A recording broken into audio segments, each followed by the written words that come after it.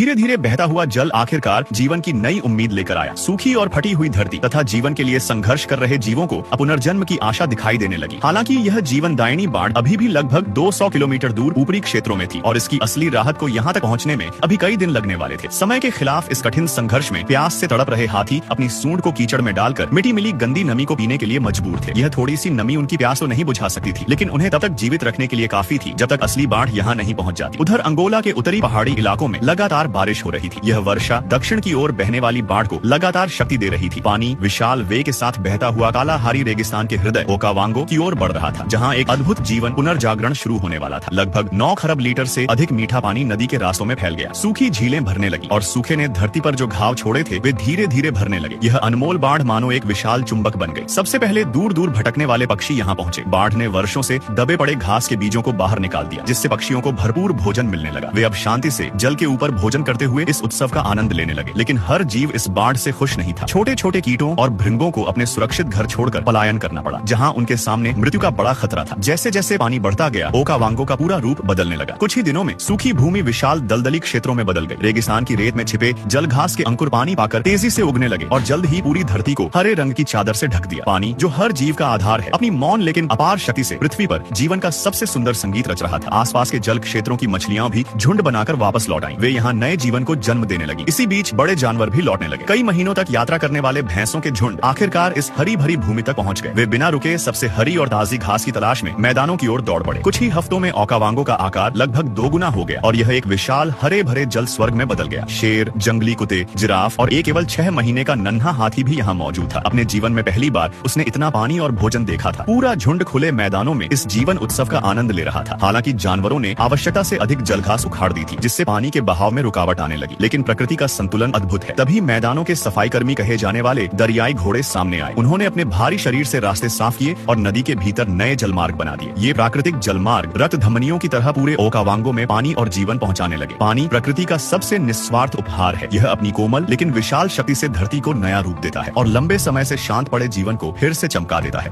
भाई सुनो, इतना मेहनत करके वीडियो बनाया, अब तुम बस देख के स्क्रॉल मत करना। लाइक कर दो, शेयर कर दो, फॉलो भी कर लो, वरना रात को नोटिफिकेशन नहीं, मैं आऊंगा सपने में।